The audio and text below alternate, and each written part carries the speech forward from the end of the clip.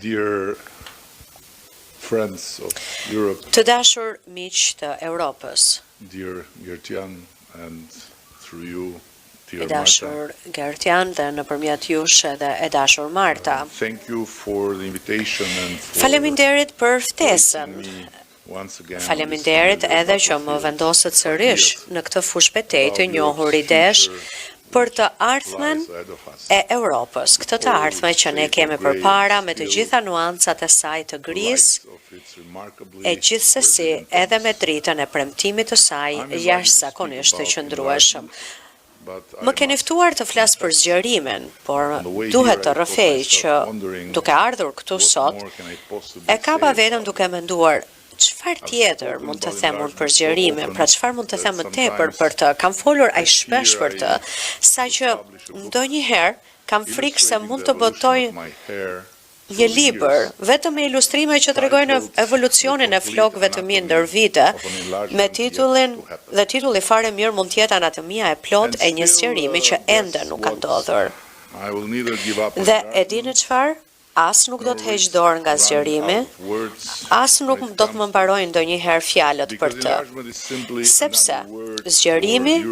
është thjesht një tjetër fjalë për të thënë e ardhmja e vetë Europës. Është pikërisht kjo lidhje e pandashme mes zgjerimit dhe së ardhmes që më bën të flas jo thjesht si kryeministri i Shqipërisë, as si thjesht përfaqësues i një vendi negociues, por si qytetar evropian i një kontinenti historia e të cilit është një tapiceri e endur me luftë, paqe, shkatrim e rilindje,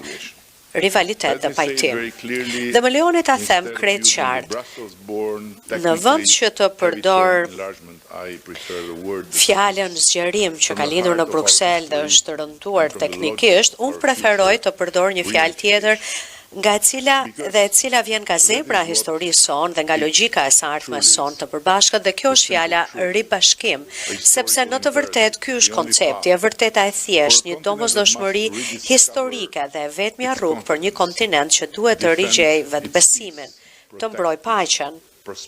të ruaj prosperitetin dhe të mbaj peshën e vet në një botë që lëviz shpejt, fort dhe pa mëshirë. I have here a few words for Dhe Marta. tani dëshiroj të them pak fjalë për Martën, In less than 2 weeks, për këtë zonjë e cila completed për her first year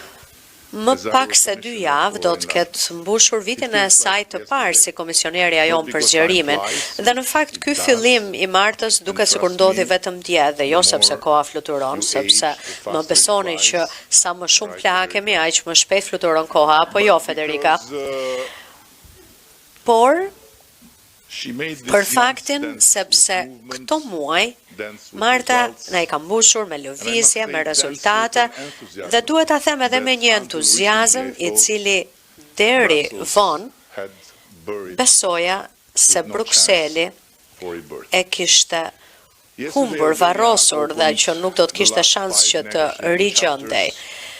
Dje ma Shqipëria hapi 5 kapitujt e fundit të negociatave, 28 prej tyre në drejtimin e Martës. Dhe që t'jemi sinqert, jo vetëm që nuk më kujtohet, por as nuk mund ta imagjinoj se kur ka qenë hera e fundit që zgjerimi ka prodhuar kaq shumë debat konstruktiv, kaq shumë presion pozitiv dhe kaq shumë oksigjen të pastër politik. allow me to remind